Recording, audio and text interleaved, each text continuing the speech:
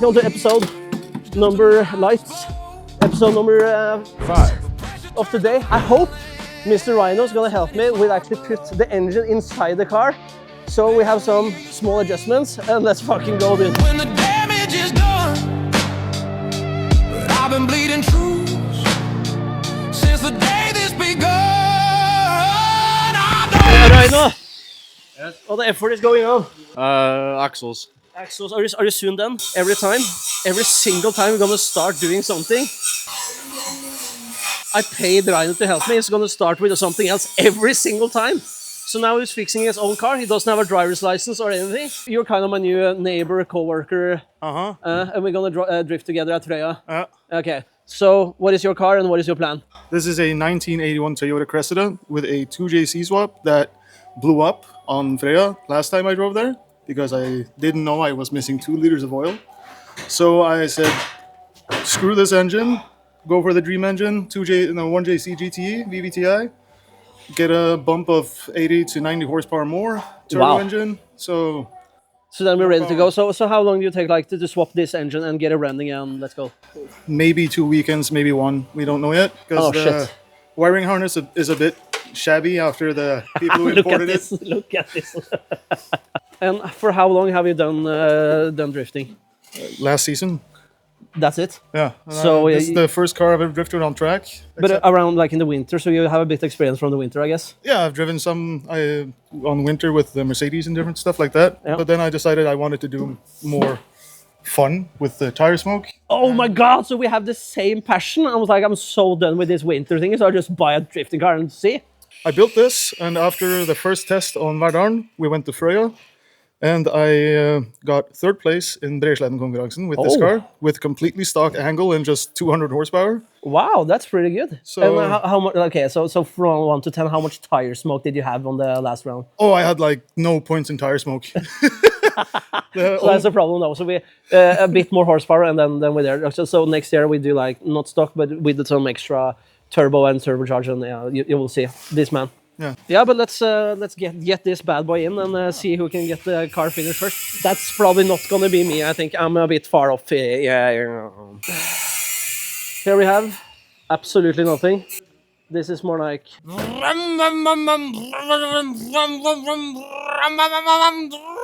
Yeah!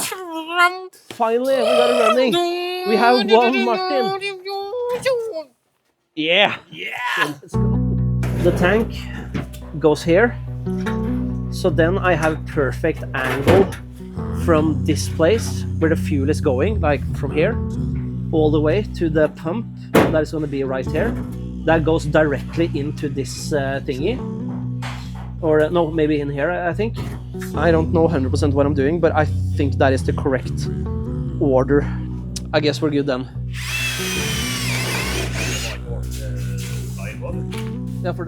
Okay, ja. Og du skal ut fra her, inn på oppe, og så frem til. Fy faen, nå ble jeg forvirret her. Fuck. We obviously have the wrong connectors again. So we need to find a 6er. Put that in, so the thing we just did was next to nothing. Nice. This always, when I order stuff, I can't wait. I just need to order. It's fucking wrong all the time. So I have some connectors that is actually useless. For the fuel pump, we're obviously missing some parts. So every time I get here and start screwing or fixing, shoppers always say, yeah, but you don't have it. You need to just order another one. Then I just need to order this thingy, I guess. 3 of those items and those brackets thingy. So there's a M18 to 1.5. And then I need the pipes as well. 6M and 6.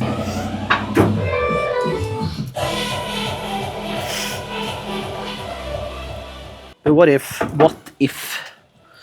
we just put on this thingy just straight over like this and just... That could also work. I just use zip ties. Wow. I mean, it could work. Yeah.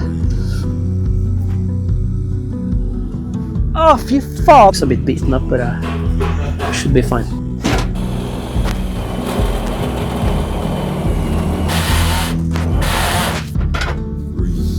go. It fits. Okay, so we have a big problem. The search tank is not supposed to be there because of safety. Drifting, I don't think about safety, I just want to have fun. But I think that is really important now, so we need to move it, I guess. So we need to move all this further in and figure out a new layout.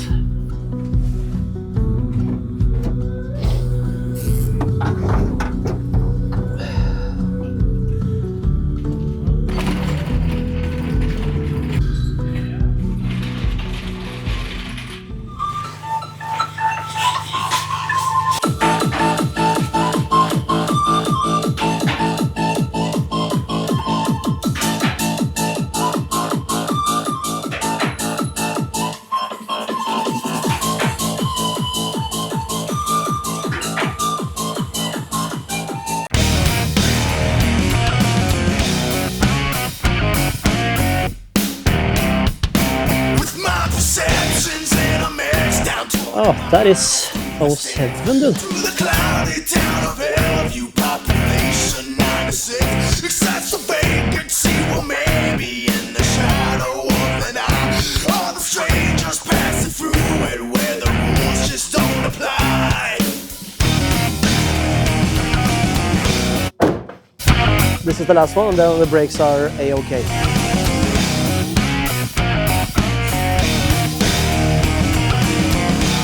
Guys, now the brakes are intact, so that means we have regular brake and we have the hydraulic e-brake as well.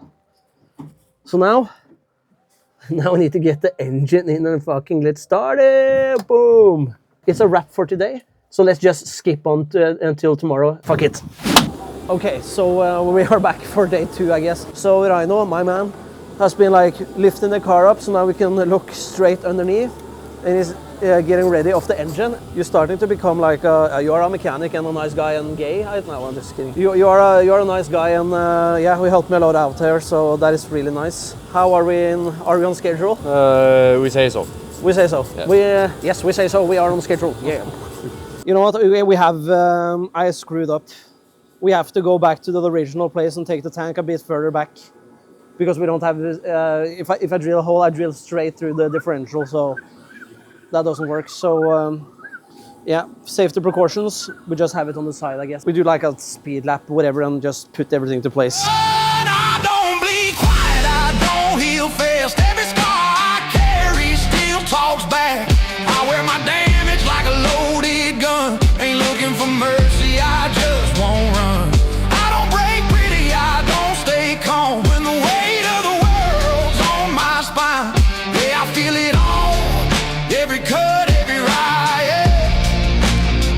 I don't bleed quiet. Okay, I gave Rhino a challenge. If he can fix the plate we're missing, so I don't have to wait and order it and then get it here, because I want to get this fucking done.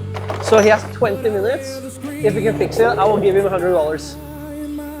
So he's working really hard right now. I've been forging fire, baptized in pain, still standing here, still saying my name. I don't break easy, I don't stay silent. I won't choke on the words they deny me. Yeah, I feel it all, I won't deny it.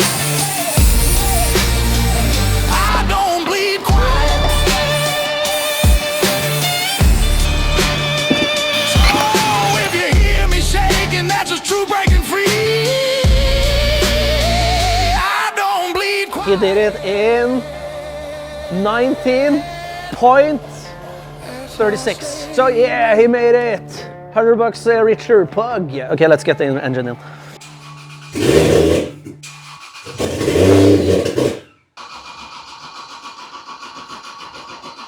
They're actually starting the car. That's a bit cool.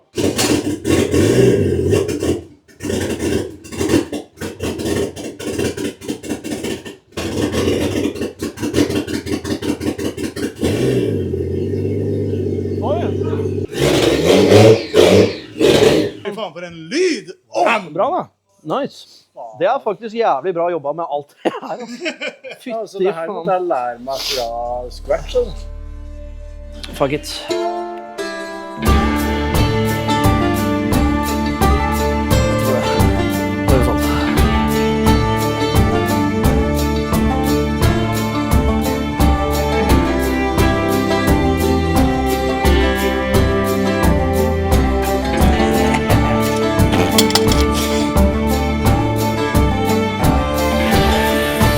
the fuck is this? Dance break.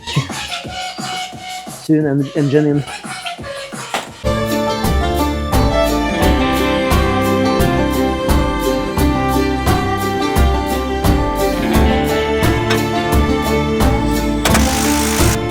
Let's go. It's in. Oh fuck, I'm so happy. This is the first time I see the engine inside the car. That is cool. That is fucking cool. Okay, Raino, the engine is in. Good job. Thank you. So, Good job. Yeah, I did so much. That's the end of this episode. Stay tuned. Next episode will be I guess we start the car. Have a good time, guys. I'll see you.